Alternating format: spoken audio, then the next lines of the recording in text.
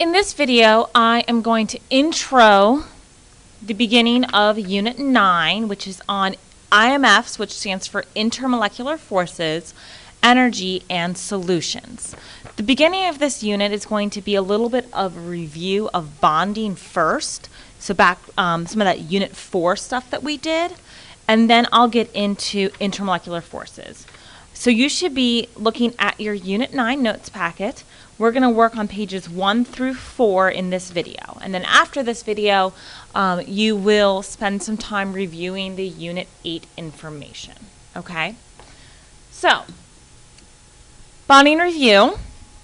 An ionic bond, which is your first line that you're filling in, so an ionic bond, is composed of a metal and a nonmetal most of the time. Just remember, there are sometimes when there's like polyatomic ions that could be made of all nonmetals, but they still have an overall charge.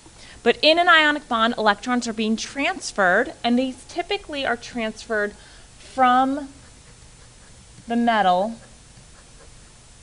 to the nonmetal. All right, the particles are held rigidly in place by alternating opposite charges when they're in the solid state.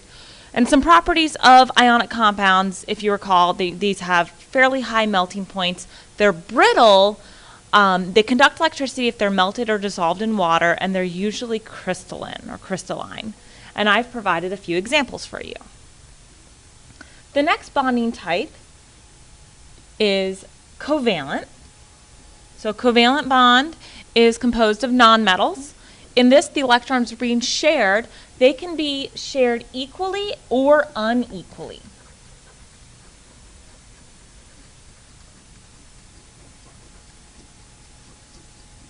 And if they're being shared equally, then it's a nonpolar covalent bond. And if they're being shared unequally, it's a polar covalent bond.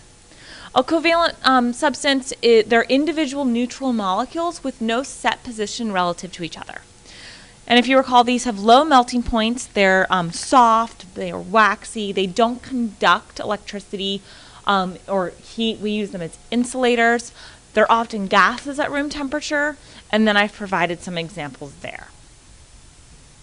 And the third type are metallic bonds. These are composed of all metals. The electrons are free to move around from atom to atom. These are highly ordered structures similar to ionic compounds, but the electrons are free to move. They're softer than ionic compounds, meaning they're ductile, they're malleable. This is why we use metallic compounds, metallic substances for jewelry, cookware, all that stuff. And they conduct electricity and heat when in the solid state, and there are some examples as well. Okay. So from all of this, the main focus is going to be covalent bonds. It's going to be covalent compounds. So let's review how to draw Lewis structures of covalent substances. So remember, the first thing you need to do is figure out how many electrons each atom needs in the compound. Remember, most atoms need 8, but there are a few exceptions, like hydrogen only needs 2, beryllium only needs 8, boron only needs 6, or sorry, beryllium only needs 4, boron only needs 6, but all other atoms are going to need 8. Then you'll determine the number of available electrons in the entire molecule. This is going to be the sum of all of the valence electrons of the elements in that compound. And then if you take needed minus available, that will tell you how many electrons are going to be shared among atoms. And then if you divide that number by 2, it'll tell you the number of bonds in the molecule. So in just a moment, I'll actually go through some examples of drawing Lewis structures. But once you draw the Lewis structure, you can figure out if the molecule is polar or nonpolar. So first thing you need to ask is, are there lone pairs on the central atom? If there are, then the molecule is polar. There are a few exceptions to this.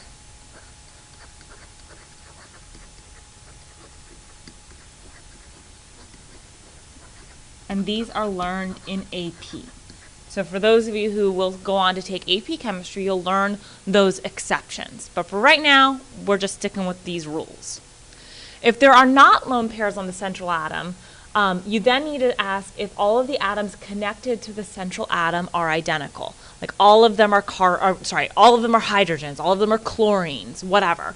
If they are, then the molecule is nonpolar. If they're not all the same atom, then it's polar. All right, so let's take a look at a few examples. First one we're going to do is water. Even though you probably know how to draw this structure, I'm going to go through the whole needed, available, shared method just to make sure we can review that. So needed. Each hydrogen needs 2 electrons, and we have 2 hydrogens.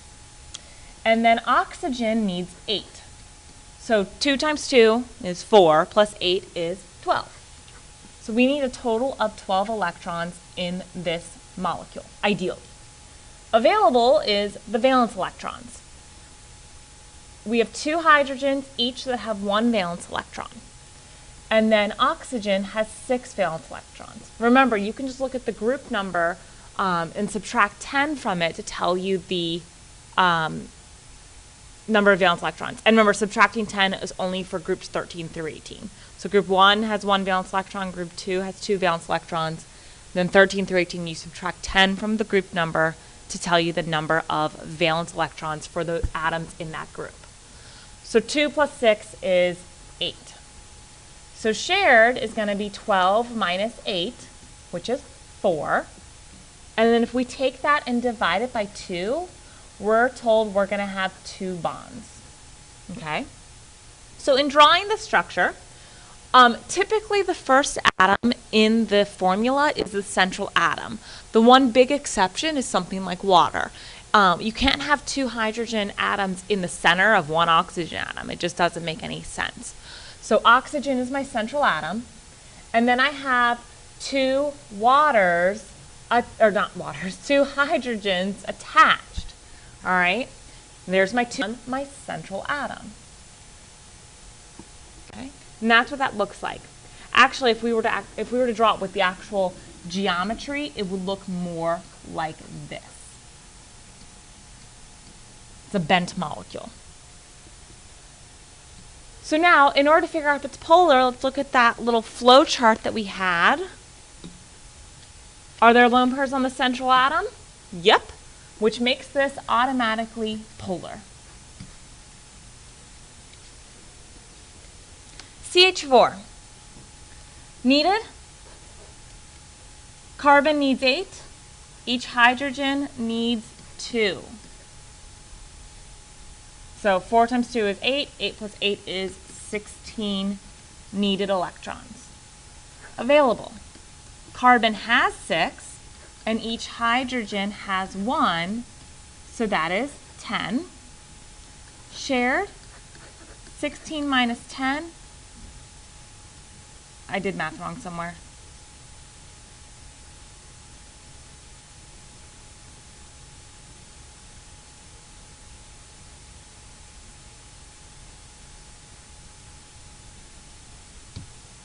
All right, I actually had to pause it. I was having a huge brain fart.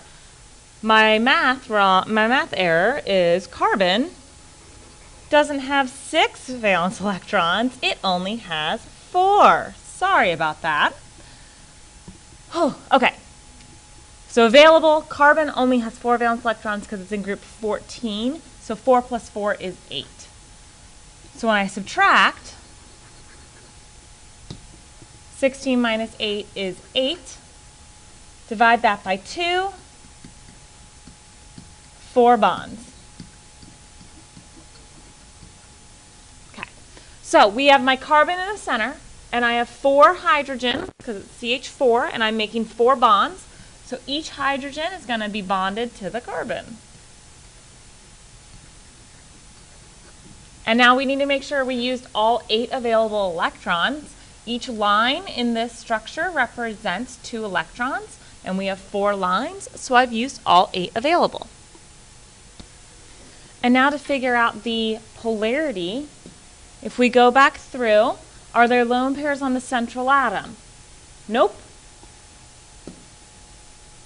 Are all the atoms connected to the central atom identical? Whoops, went too far forward. all of the atoms connected to the central atom are hydrogen, so they are all identical. So therefore, this molecule is nonpolar.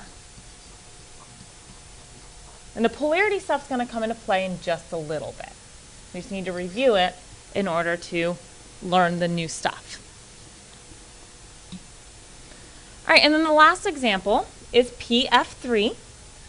Needed, phosphorus needs 8, and each fluorine needs 8. So 3 times 8 is 24, plus 8 is 32 electrons needed. Available, phosphorus is in group 15, so it has 5 valence electrons. And fluorine is in group 17, so each fluorine has 7 valence electrons. So 3 times 7 is 21, plus 5 is 26 available electrons shared. 32 minus 26 equals 6. If I take that and divide it by 2, I'm going to make 3 bonds. Which makes sense because in this structure I have 3 fluorines with the 1 phosphorus. So phosphorus is my central. I'm going to make my 3 bonds to my 3 fluorines. And then I need to use all 26 available electrons. I've only used 6. So we fill from the outside in. So we put lone pairs on the fluorines, enough to fill them out. So they all have 8. The reason we didn't do this for earlier ones is because hydrogen, remember, only needs 2 electrons. And so here, now in PF3, I have used 24 electrons. There's 8 around each fluorine. 8 times 3 is 24. So I need to use 26. So my remaining 2 go as a lone pair on the phosphorus. And now this is a polar molecule as well because we have lone pairs on that central atom. All right, so now for some new stuff. Intermolecular attractive forces. So this is going to describe how molecules, specifically covalent molecules, interact, okay, when they're, maybe in solid or liquid form. So just an FYI, an intramolecular force is the force between atoms that are chemically combined. This is a fancy way to say bond. Okay? So an example would be the covalent bond in water. What we drew back here. This bond right here, that's a covalent bond. An intermolecular force are forces between atoms and molecules that are physically combined. Okay? So for example, if I have a sample of water, like in a water bottle, the force that's holding all of those water molecules together is called an intermolecular force. All right. There are 3 types of intermolecular forces. And those types are here. We have London dispersion forces, dipole-dipole, and hydrogen bonding. Okay. Let me go through London dispersion forces first. London dispersion forces are the attraction between 2 instantaneous dipoles. All right. What I mean by that is when you have a molecule that is nonpolar, like these 2 hydrogen molecules, these are 2 H2 molecules interacting. What ends up happening is those electrons that are in those molecules are constantly moving. Those electrons are constantly moving about that bond. They're being shared between the 2 hydrogen atoms, but they're not like stuck. They're actually moving around both atoms. And there will be times when the electrons are hanging out around one of the hydrogens more than the other. And when this happens, it creates a partial charge.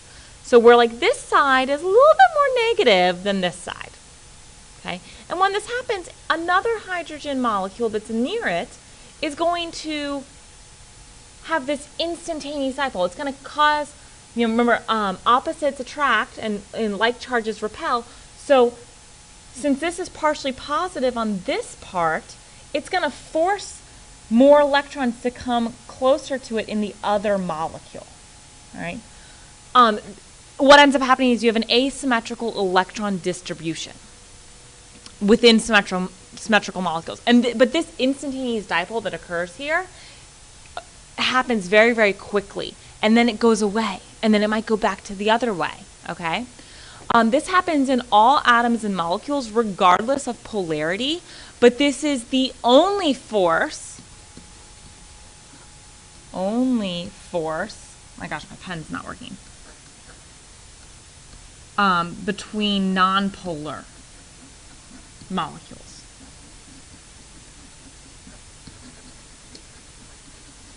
It does happen in polar molecules as well, but this is the only thing in nonpolar. Right? This is the weakest type of intermolecular force. And other information, the strength of the London dispersion force increases as the total number of electrons increases.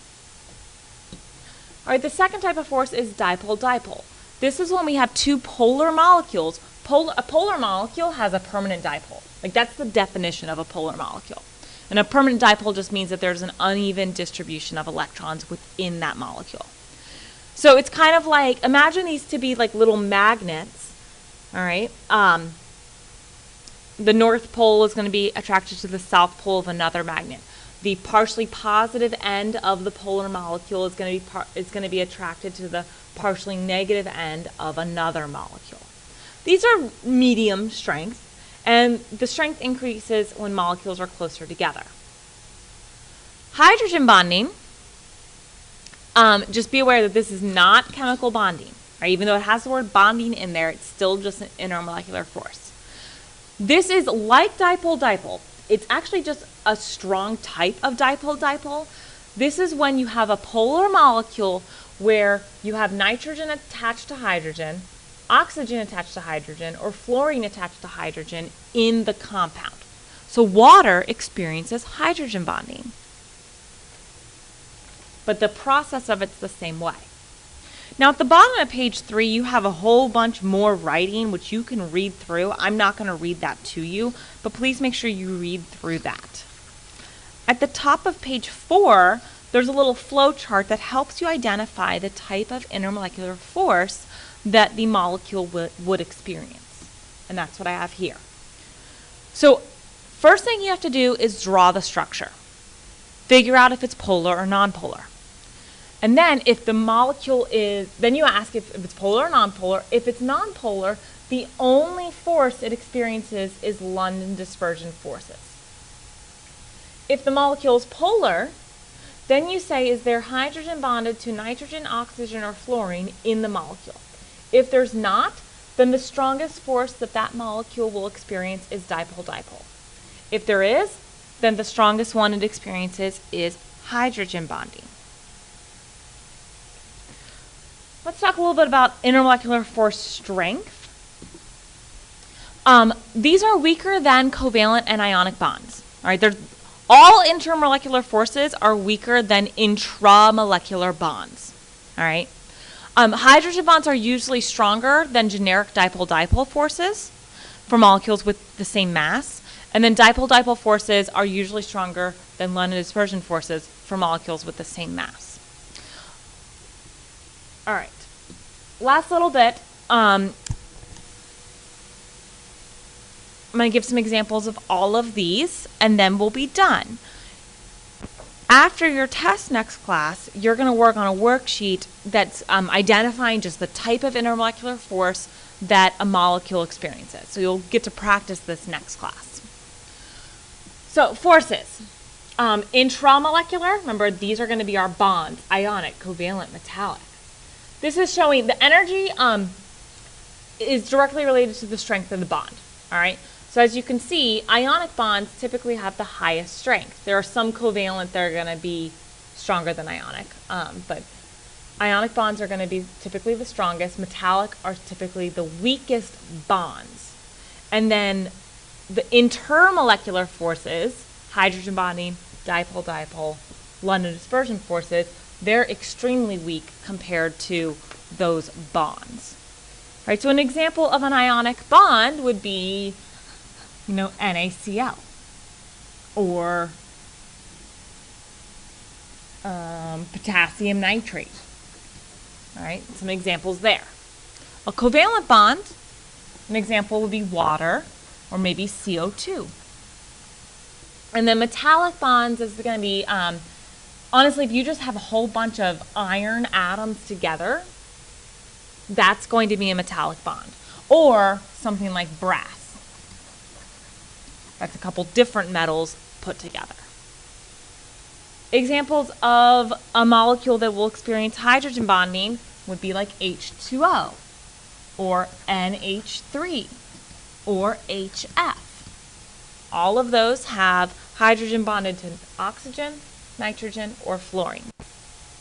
Dipole-dipole is going to be any polar molecule that it doesn't have hydrogen bonded to nitrogen, oxygen, or fluorine.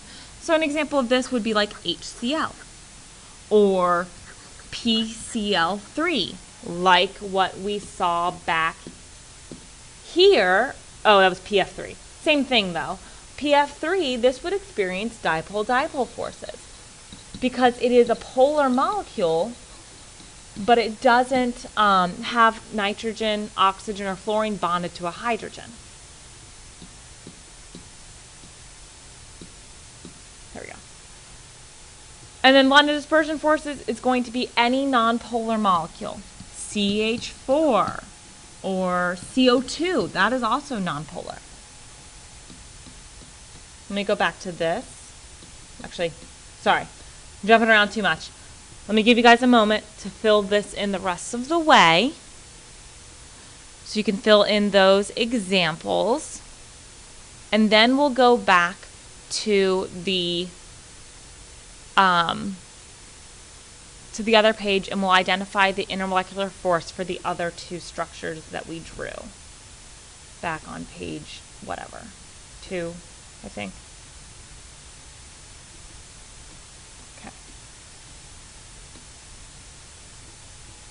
All right, so this one, CH4, it's a nonpolar molecule. The only forces it can experience are London dispersion forces. And then this one, H2O, is a polar molecule. It has hydrogen attached to oxygen, so this would be hydrogen bonding.